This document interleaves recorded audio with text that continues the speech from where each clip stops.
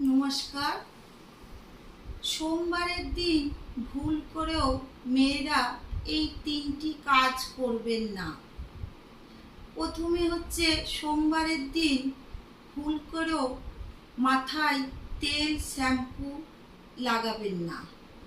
এতে কি হবে, মহাদেবের মতো স্বামী জীবনে লাভ করতে পারবেন না। দ্বিতীয় হচ্ছে, সোমবারের দিন শিব মন্দিরে কখনো কালো টিপ, কালো চুড়ি, কালো শাড়ি পরে যাবেন না। এতে মহাদেব আপনার ওপর রুষ্ট হবেন।